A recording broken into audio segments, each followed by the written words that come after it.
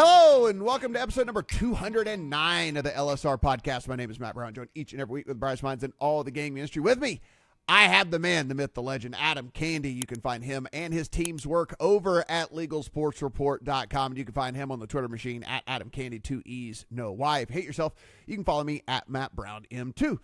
Talk some North Carolina, talk some Kentucky. We'll talk about follow-up to a story we mentioned last week about a palp out there. But, lots of Florida news to hit here, so let's go ahead and kick things off with Florida.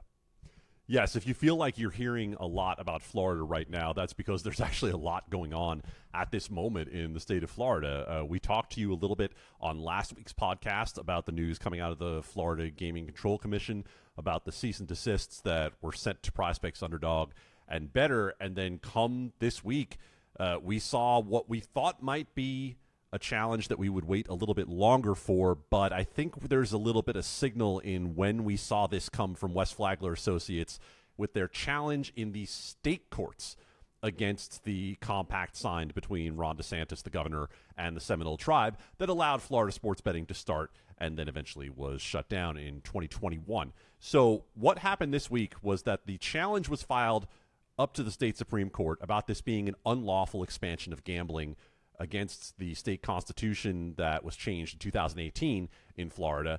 And what we see is that it was filed prior to the ultimate disposition of what's going on with the case in the federal courts, right?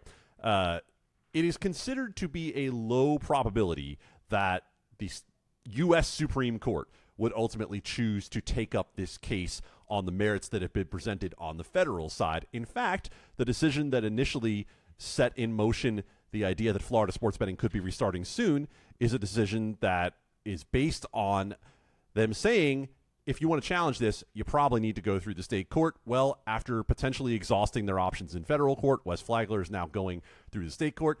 If you're thinking about what does this mean to me, I'm in Florida, when can I actually bet legally online through the Hard Rock Bet app? It appears that based on the timeline through this challenge, the soonest that you're going to be able to see it come about is probably sometime in November, which is a big change because we were kind of at a point where we were saying it could be any day now based on the federal court decision. Yeah, I know people in Florida have been following this pretty closely because it was a very rare instance, Adam, in which, like you said, we had it turned on and then the switch got turned off. We thought that there might be a lot of changes along the way in these states where it's like, we came in with tax rate XYZ, we're going to go back to ABC, or this law we had in, this regulation we had in effect, that doesn't make any sense, we're going to get rid of that, we're going to allow this. We knew that there would be kind of an ebb and flow with all of this, but not really turn it on, turn it off. No, and that was definitely surprising, and I think the first court decision that made it so that it had to be turned off surprised a lot of people, and now it's kind of headed back a different direction. But the question ultimately is going to come down to whether or not this expansion of gambling is truly an expansion because there is wagering off of tribal lands. And that's why it's interesting this is happening in state court, because as you read the legal analysis from our expert John Holden, there's probably a question under the Indian Gaming Regulatory Act, IGRA, at the federal level that needs to be answered here when it comes to whether or not app-based gaming involves the location of the bet being at the server on the tribal land, or is it actually being placed on the phone? This has been a question for God only knows how long. It's a Wire Act question, really, in the end. When we get down to it, there's something to be said for that in a different capacity, but ultimately, strange that it was shut down the way that it was compared to what's happened in other markets. But that's the reality we're living under, with the fact that it is the Seminole Tribe's exclusive right to offer sports betting in the state of Florida and their partner in Hard Rock. So they are the ones who ultimately, the rules have to be run through them, and the challenges to those rules are now coming in court. And Adam, just to put a bow on this, and I don't want to speak out of turn here and put words in your mouth, but I'm guessing your answer here is going to be your guess is as good as mine. But is there a possibility that if this does get turned back on again, that we might see it actually turn back off again for a second time? I don't think so. And because I think Hard Rock does not want to go through that false start situation, again, they've already been down for the better part of 2 years now after having started. And let's not make it sound like Hard Rock Bet isn't operating anywhere. They have multiple states outside of Florida. It's just that Florida is by far the biggest market opportunity for them and by far the most lucrative of places that they can do it because, surprise, they'll be the only one there. And Florida is one of the largest populations in the country. Now, the timing of what we've seen come out of the Florida Gaming Control Commission in terms of the orders to stop for those fantasy sports companies that I mentioned with their pick'em products certainly seems like timing that is related in maybe not correlation, causation. Got to figure out which one it actually is, more correlation than causation. My brain's not working very well. I've been doing radio for a while already this morning. But the point of the matter ultimately here is that when we see these orders come down from the Florida Gaming Control Commission, they're saying that you are taking illegal bets to the companies that are offering pick'em products. And we're kind of down this same road that we've been going down for a number of weeks now with decisions in a number of states where you have a state-level regulator saying that, no, this fantasy contest that you're offering against the house is not actually a fantasy contest. It is a form of sports betting. Now, these companies are going to continue to operate in Florida until this is, I'm assuming, adjudicated in court or they come to some sort of understanding with the Casino Control Commission. Maybe it ends up looking like something like in Colorado where they have to tweak how the game is offered in order for it to be considered legal. Who knows? We will be tracking it, of course. It is a follow-up to a story that we had last week on the podcast, but it is something that has happened a few different times here. Actually, not as many as you would think, considering how widespread sports betting got rolled out and how quickly it got rolled out in some states and things like that. But there was a palp, or if you're not familiar with the term, just an error that was posted at one of the sports books, Barstool in particular, which is PENN, which will soon become ESPN Bet. And Adam, you and I, fairly savvy bettors, understand that this stuff just happens every now and then. It's unfortunate. We don't want it to happen. But again, a lot of times this is just the computer's either the wrong, they flip a number here and there. Sometimes the stuff's getting entered by hand and it just gets flip-flopped. Some things happen along the way. We took the stance last week that, you know what, very rare. We're typically in favor of the players. Like 9.5 times out of 10, we're always in favor of the players. But in this particular instance, hey, I get it. If you're the house, hey, we posted something, you shouldn't be able to just come in and get free money and take advantage of it. And apparently that got upheld in court. It did, and not necessarily, in a court of law. This was at the Massachusetts Gaming Control Commission ultimately ruling in favor of Barstool. And this is an issue in numerous states. And our Sam McQuillan at Legal Sports Report has contacted a number of state regulators and hasn't found anyone yet who has said, Barstool is in the wrong to try to void these bets. That doesn't mean that someone won't say that at some point, but these are the realities of state-level regulation, is that every state can choose to handle this however they want. New Jersey's going to review it a little bit more. Massachusetts has already said Barstool is able to void these bets. And Matt, to further what you and I discussed on the podcast about this last week, this is the very definition of an obvious error, right? Yes. Like, there are some errors that are not as obvious. If it is, let's say, a prop where it was supposed to be 56 yards and they put in 65 yards, or it's supposed to be 56 yards and they put in 36 yards. Yeah. I think there's a reasonable case for the bettor to be made in all of those instances. Absolutely. Bad line and error are two different things. Correct. And there's no way to prove that a bad line is a palpable error, right? There is a way to prove that a market on anytime touchdown score that is still available in the third quarter of a game is an error. There is no way in which any sports book on God's green earth is keeping that market up during the game at the same prices that it was pre-game. It's not to say that there can't be a live anytime touchdown score market, but this clearly was not the case in that situation. And so Barstool being allowed to void those bets is certainly within the rights that they have with regulators. Now, we've heard complaints from bettors about the fact that their bets were voided, and some have said that they have had their accounts suspended as well, and that is obviously under the purview of Penn Entertainment and Barstool Sportsbook, for as long as we have it, to say that we don't want your business anymore, right? it's not really any different than a customer getting limited. It's not really any different than getting the band hammer because we think you're too good, right?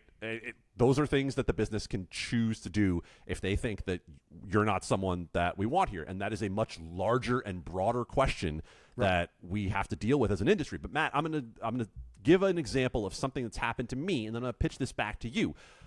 Multiple times at sportsbooks in Nevada, I have found bad prop lines, right? And I have wagered more on those than I would have at my usual stake, sometimes significantly more. And, when I'm talking about 4 or 5x the usual stake that I would put on something like that. And they were very clearly bad lines. They were not palpable errors. Didn't hear, a couple times I won, a couple times I lost, never heard a word from the book about it, partially because I handled it in what I think most bettors would say is a responsible manner. You had the opportunity to get action on this line. You did, but the difference in the Barstool situation is this was blasted out to a Discord, and this was hammered from far and wide with someone basically taking a skywriter from a plane and saying, bad line at Barstool, bad line at Barstool. And if Barstool wants to come back and say, hey, man, that's not cool and we don't want your business, then whether I agree with it or not, I understand it. Listen, I am a bettor myself. I'm a player myself, and I'm always, pretty much always on the side of the player. But this, to me, is just incredibly obvious. I don't understand why this is even an argument. If you're going to go in and you're going to take advantage of something that obviously you are taking advantage of, right? This is an error. Like you said, it's not a bad line. This is not, okay, let's take this back. For example, when things weren't quite as automated and there were apps that were very rudimentary here in Las Vegas, there were 2 different times where someone just mixed up. You could tell it was like a hand error, right? Someone's typing in line and it was wrong team favor. Like one team, I remember this very specifically. One team was listed at -6 and the other was at +6 when it was supposed to be the other way around, right? I actually hit the little chat button and I'm like, hey, listen, you got the wrong team favored here. This is obviously an error. And that to me is, again, obviously an error. It's not a bad line like you're talking about. Sometimes these guys will put up books and put up lines for props, and specifically props we see more times than often because they don't take into account injuries or change in philosophy or, a guy's increased usage and all these things. We see bad lines on the prop market all the time. One of my good friends, and free plug here, whatever, there's a site called Establish the Run, and these guys basically make a living off of betting prop lines or whatever, because again, there's an edge in those sometimes because the computer or the person who's coming up with these things just don't factor in all the stuff. So I'm with you, man. It's for me, Penn has every right in the world to say you know what? Okay, cool. If you want to take the money and you want to run with it, it is what it is. We'll just respectfully decline letting you do business here anymore because you obviously, which is another point we made last week, but if you didn't listen last week, if you made the bet and as soon as you paid out, you withdrew real soon afterwards because you knew what you were doing. You knew that you were doing something shady in the first place. So it's kind of all right, fine, you got us, but we don't have to let you get us again. And I think that's perfectly fair. And anybody that has an opinion otherwise, I would need to hear why that's not fair. Just seriously, that's all I got to say about that. All right, so let's head to Kentucky. And Adam, we, listen, very, very often here over the last 3 years, we were able to talk about new launches, and it was one of our favorite things to do. It slowed down, obviously, as we've gotten to where more and more states are legalized across the country, but we do have one going live. Shout out to our very own Steven Andrus, who will have to quit crossing the bridge to go make his bets pretty soon here, but it is coming pretty soon. So I want to address the Steven Andrus situation here for a moment, and I'm going to take it back to when I used to work in politics and I used to work in Washington, D.C., and at the time, that was the only place where I could get a Five Guys burger, right? It was I remember on my lunch break when I had an hour taking the subway 20 minutes to the Five Guys, taking my 20 minutes to eat and taking my 20 minutes to get back on my lunch break because Five Guys mattered that much to me. Our buddy Steven places a lot of wagers, and I'm really hoping that having it in his pocket right next to him in Kentucky will lead to, let's just say, a little more slower pace. Discretion. When it comes to yeah, a little more discretion from our buddy. Shout out the Lions of Megapod. Check us out every Friday. But for real, this guy was on twice a week making the trip across the bridge. Listen, that's dedication. That's whatever. But there were a lot of people that were doing that. We mentioned this all the time. The geography of a lot of these places, I mean, it was easy for him to do it. Yeah, it took take half an hour. But I mean, it was very easy for him to do it. And he certainly wasn't the only one doing it. No, and that's part of what we're actually exploring at LSR. That's some content that you can check out by our Pat Evans at Legal Sports Report this week, where Pat is exploring what is the effect going to be on neighboring states by this Kentucky launch, Indiana being one of them. But you have states surrounding Kentucky that all have legal sports betting. So we're taking a look at what we think the revenue effect of that is going to be. We're also taking a look at what we think the revenue effect will be of allowing 18-year-olds to be able to wager, as a couple of the sports books are going to offer under Kentucky law, which allows 18 plus to be able to bet. I would also point to a great article that our Eric Ramsey did projecting the overall revenue for the market. He thinks that Kentucky sports betting between here and the end of 2023 can generate $1 billion in handle and $100 million at least in revenue. And so I would suggest everybody go check out those stories at Legal Sports Report.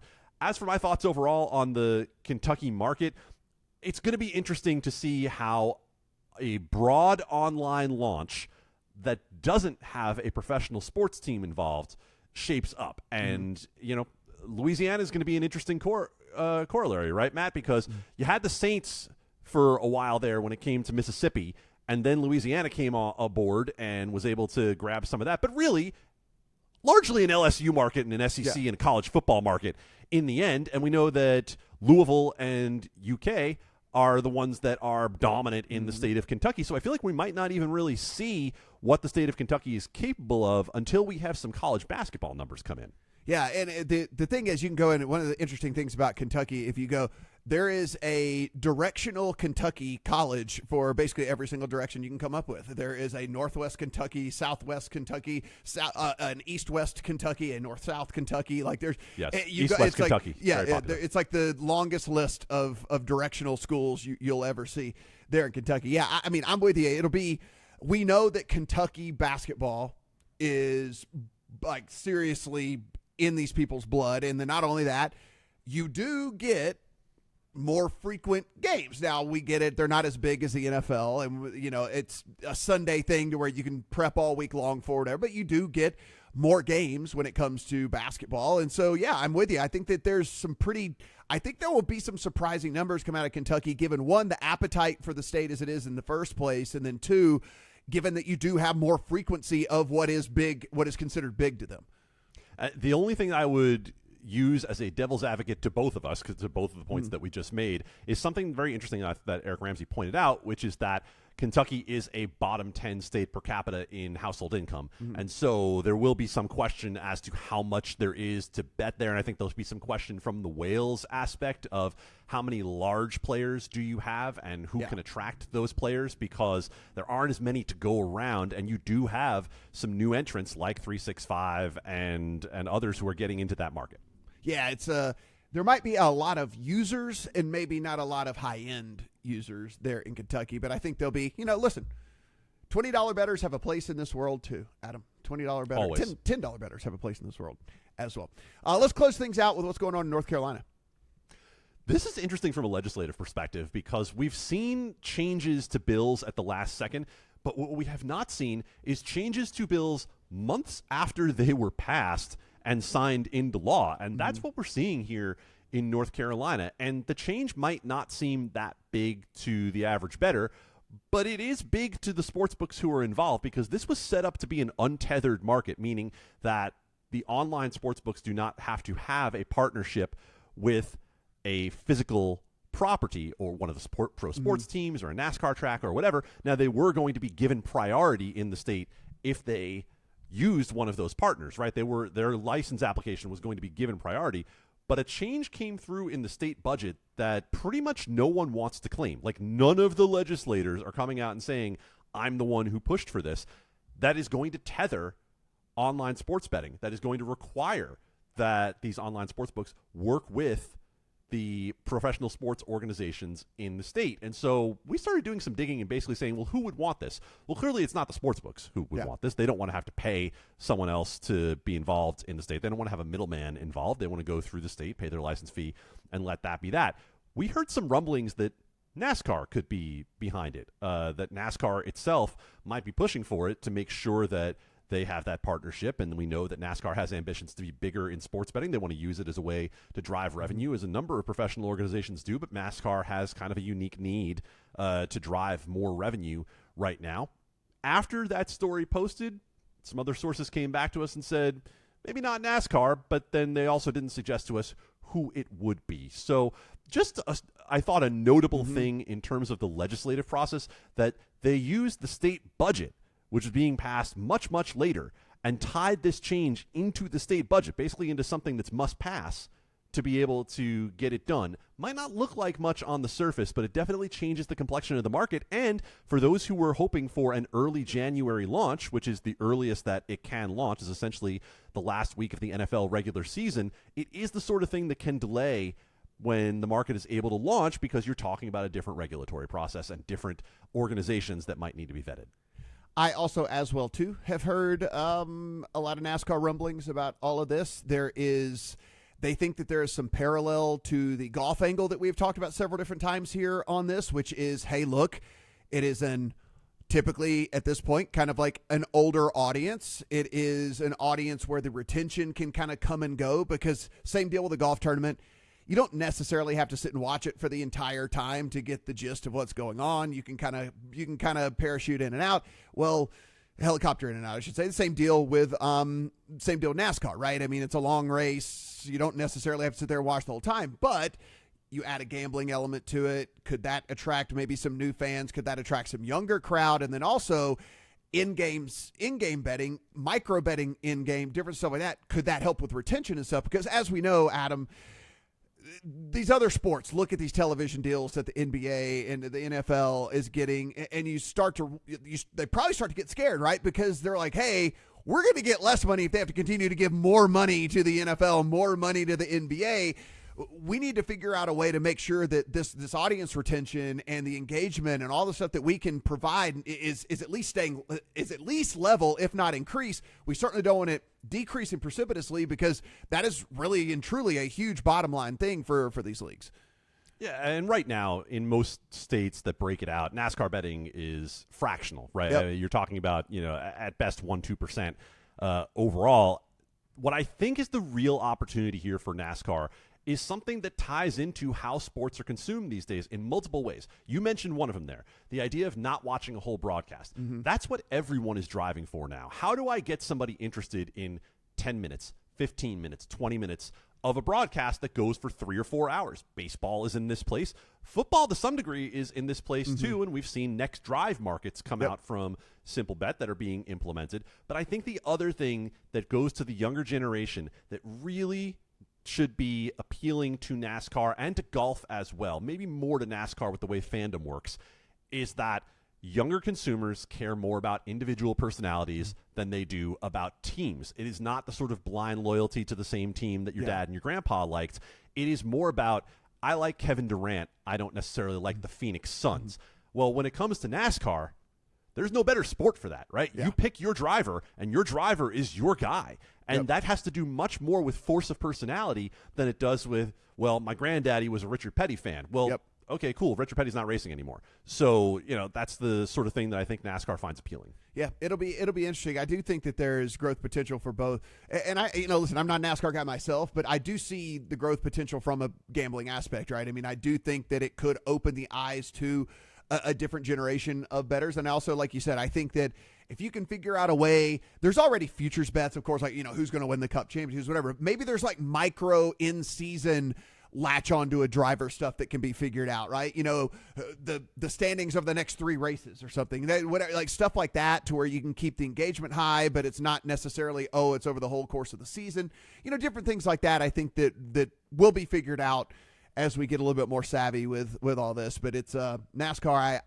I'm glad you brought that up, because I had actually heard some rumblings about that as well. Guys, everything we talk about here you can find over on LegalSportsReport.com, and everything we do absolutely free. So whether you're consuming this over on YouTube, the video form, or on audio, if you wouldn't mind hitting the subscribe button, giving a thumbs up or a rating or however you want to go about it, it really does help more people find this podcast, and we appreciate all the support that you guys give us out there. If you want to follow Adam over on the Twitter machine, at Adam Candee, 2 E's, no Y. For Adam, I'm Matt. Talk to you guys next week.